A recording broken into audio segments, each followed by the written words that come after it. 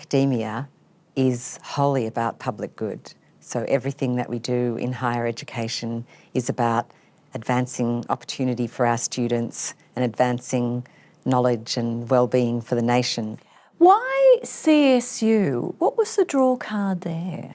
CSU speaks to my commitment to access and equity, that a significant proportion of the people who study at Charles Sturt University are people who are first in family to go to university, who come from lower socioeconomic backgrounds, many First Nations students, and so we really are opening the door to opportunity for people who might not otherwise have had that opportunity. And we're investing in regions that otherwise run the risk of being left behind. Charles Sturt, after whom the university is named, his mantra was, in the public good, and that's one of the reasons why he was chosen as the person after whom the university would be named, because of his commitment to the public good, and that is very much what the Charles Sturt mission is. So now that you've been in the role for a little while, is there anything that has kind of surprised you by the university? I mean, I know you knew what to expect, broadly speaking, but you spend so much time across all of the campuses and on the road. What has surprised you about it? The breadth and the passion of the work that people do. So the breadth of it, every time I speak to an academic, I am surprised anew by the interesting, exciting, amazing and wonderful things that they are either teaching or researching or both. And I am perhaps not surprised, but always delighted by the passion that they bring to it. They are intrinsically and deeply motivated by the mission of the university. The ethos of the university is a Wiradjuri phrase gifted to us by Wiradjuri Nation called Yinjamara Winangana, which is the wisdom of respectfully knowing how to live well in a world worth living in.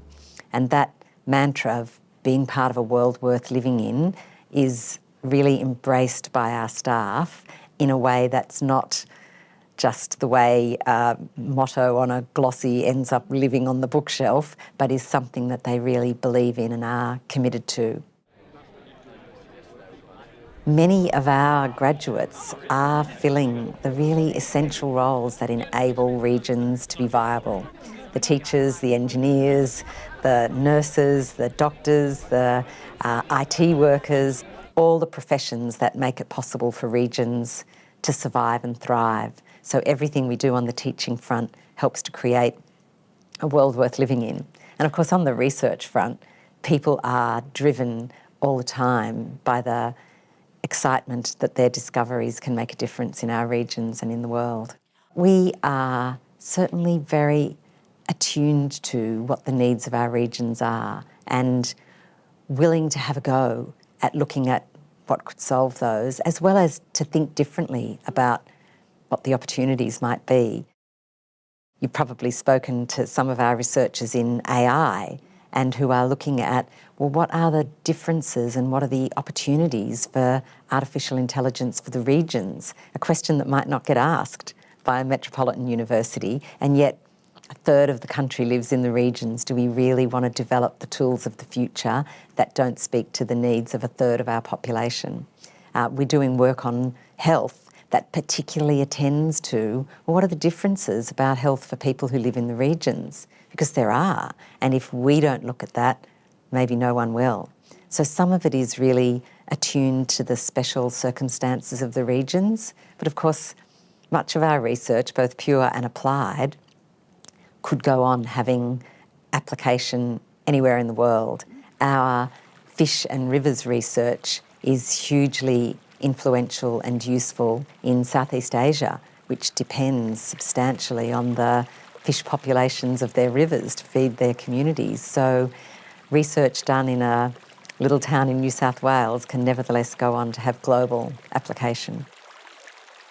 What's your big picture vision for CSU, say 5-10 years down the track?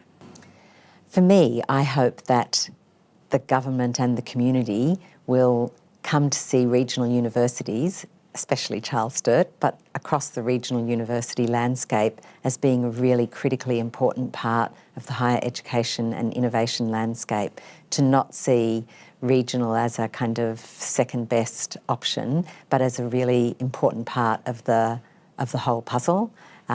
We have unique skills to offer in educating First Nations students and students from access and equity backgrounds, and we do really well at it. So the students who come to Charles Sturt rate their teaching experience really highly, and I'd like to see that more valued than it probably is now, more lauded and more recognised as a wonderful educational experience.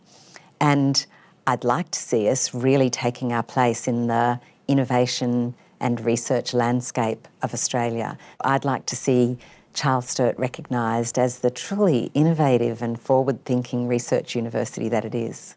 I know a lot of our aspirations are those higher visionary ones about creating a world worth living in, but people coming to university also want to know that they are going to be employable at the end, and we've topped the rankings for most successful graduate employment outcomes 6 years in a row. So people know that they're getting work-integrated learning, they're getting courses that have been designed in partnership with industry so that people who come out of Charles Sturt are very job-ready and they get jobs.